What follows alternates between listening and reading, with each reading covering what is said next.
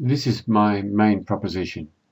QCA has developed in isolation from other larger scale developments in the field of data mining and more specifically predictive analytics.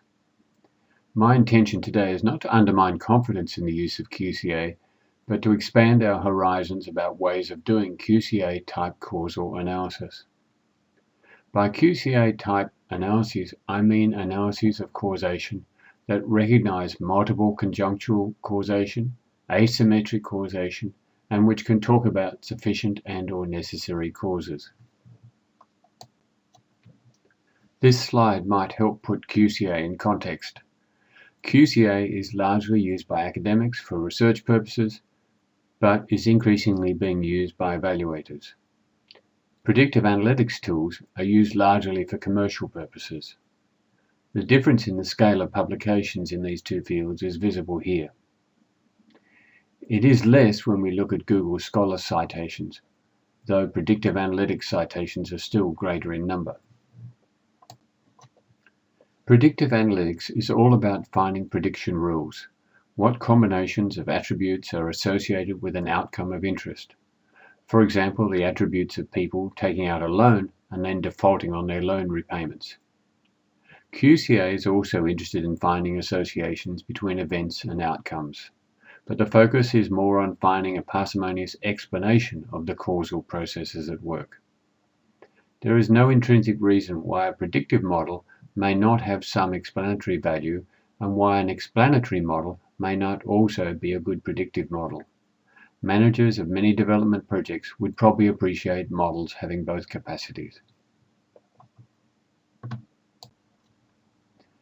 There are some other important overlaps between these methods of analysis.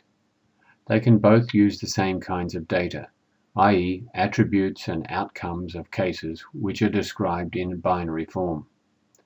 They can both produce results which are comparable in structure, descriptions of combinations of attributes associated with an outcome of interest, but they use different methods to generate these results.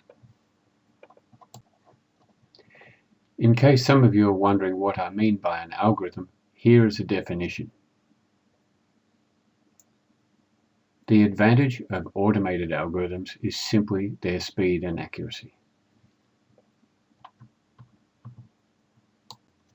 QCA uses the Quine-McCluskey algorithm to reduce the number of possibly relevant configurations of attributes down to a smaller number by removing logically redundant attributes one at a time. Here, configurations 4 and 6 have 5 attributes which are the same and one other attribute which is different. Because the outcome is present regardless of whether this extra attribute is present or not, it is viewed as redundant and can be removed from both configurations. When this happens, we now have one configuration that covers 10 cases versus 2 before covering 4 and 6. The QCA algorithm automates the reiteration of this minimization process. Before this can be done, a truth table has to be constructed like the one shown here, showing all the configurations and the number of cases with each of these configurations.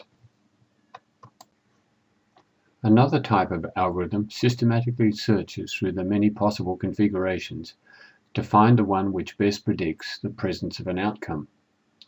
The results generated by this type of search algorithm are evaluated using a different kind of truth table known as a confusion matrix. A confusion matrix can also be used to assess and compare results generated by QCA or by theory-based predictive models that are manually constructed.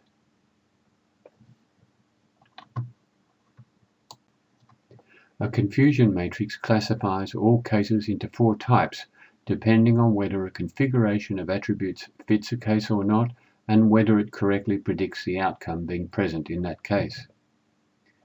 Using the contents of the 4 cells of the confusion matrix, at least 12 different performance measures can be generated, including those that correspond to QCA's consistency and coverage measures. The simplest of these measures is accuracy, which is the proportion of all the cases which are classified as true positives or true negatives. The first of the alternative algorithms is a genetic algorithm. This kind of search can be carried out in Excel using an add-in called Solver. A genetic algorithm mimics an evolutionary process to find the best fitting solution, i.e. a configuration that best fits the cases with an observed outcome.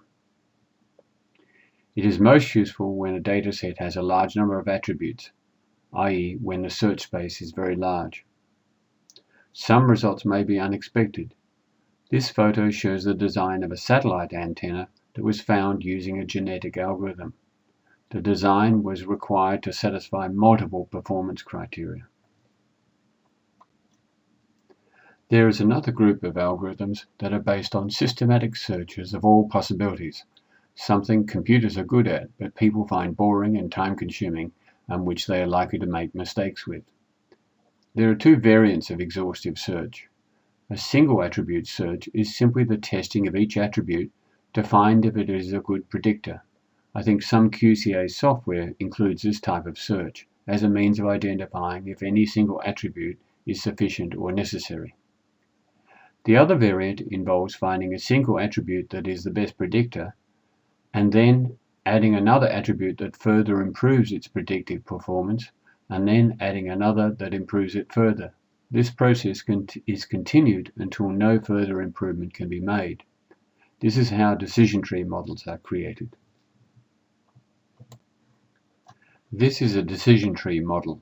Each branch is a configuration that is associated either with the presence or absence of an outcome. Each branch is developed using the process I've just described. Decision tree models cover all cases, and each configuration covers a unique set of cases. This is in contrast to a set of QCA solutions found using the minimization algorithm, which may not cover all cases, and two solutions may overlap in the cases that they cover. All algorithms have their strengths and weaknesses.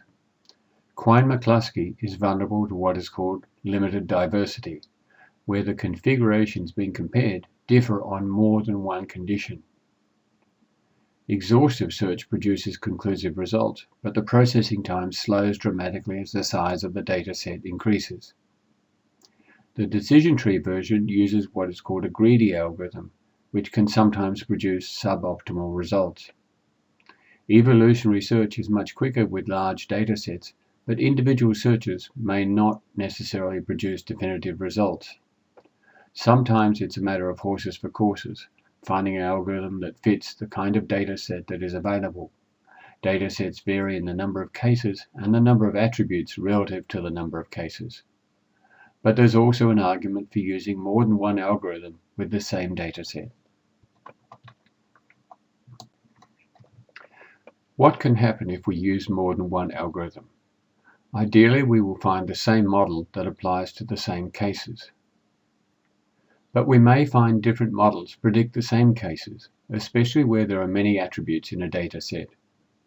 Here we will need to follow up with a within-case investigation. Or different models may identify different cases but perform equally well. Here we will need to think about appropriate secondary performance criteria like simplicity to help us choose between these models. Or different models may identify different cases, but there is an overlap of the cases they identify. This can often be seen in QCA analyses where there is a difference between what is called raw and unique coverage.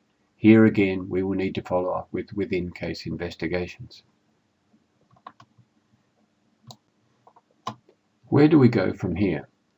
These possibilities point us in the direction of where I think more attention needs to be given in the future, which is the development and use of case selection and case comparison strategies.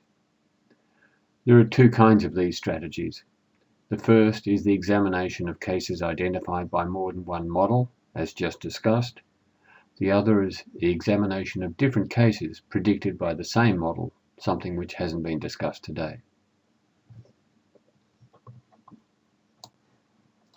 This is the address of a website describing an Excel application called evalc3. This app combines in one package the different non-QCA algorithms I've described, plus some associated tools for case selection. Do try it out. it's free.